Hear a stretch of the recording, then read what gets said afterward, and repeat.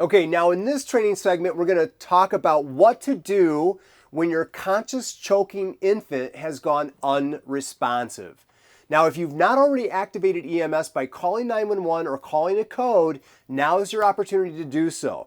If you don't have a cell phone available or you don't have a runner to go call 911 or there's not a code button, you're going to have to do it yourself. I like to bring the baby with me so that I have them available either to do CPR en route or I have them so that once I've activated EMS, they're right there with me and I can begin my compressions again. However, after we've told somebody, you in the plaid shirt, go call 911, come back, I might need your help, and bring an AED if you can find one, now we're going to actually go right into chest compressions. The reason we're doing that is because we were already with the baby when conscious choking. If you weren't with the baby, you might need to start with a reassessment. But we're going to say we're continuing on. Baby was conscious, they were choking, now they're unconscious, and they're still choking. Third, the depth of the chest for compressions at 100 to 120 compressions per minute. We're going to start right now. 1 and 2 and 3 and 4 and 5 and 6, 7, 8, 9, 10, 11, 12, 13, 14, 15, 16, 17, 18, 19, 20, 22, 23, 24, 25, 26, 27, 28, 29, 30. I bring the baby's head into a neutral position and look in the mouth. See if there's product. If I don't see product, I'm not going in for a blind finger sweep. That's contraindicated. I don't see anything visibly, so I'm going to go ahead and attempt a rescue breath. Nothing goes in, so I reposition the head and try again. Nothing goes in, so I'm going to go right back into my 30 chest compressions.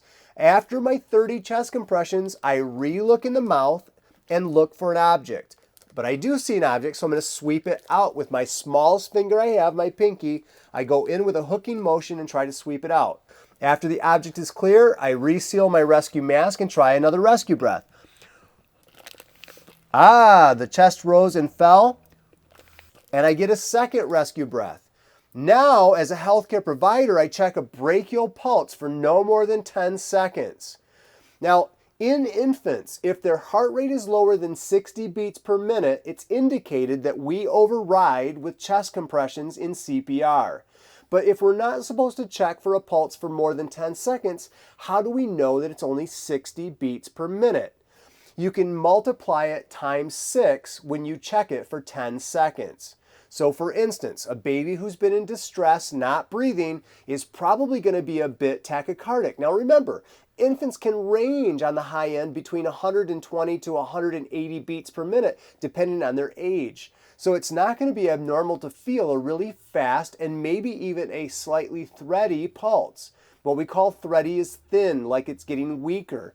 And I check for 10 seconds and it's 30 beats in that 10 seconds. I'm watching my watch. I check it for 10 seconds and it came up to 30.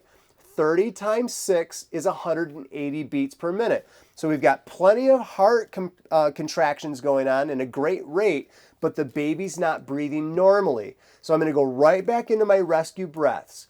Rescue breaths without compressions is once every 2 to 3 seconds for 2 minutes.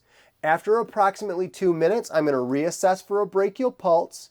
And if the pulse is gone and the baby's not breathing, I go right into full CPR. 30 compressions, 2 rescue breaths, and I'm going to do that until help arrives, until an AED arrives, or until the baby revives.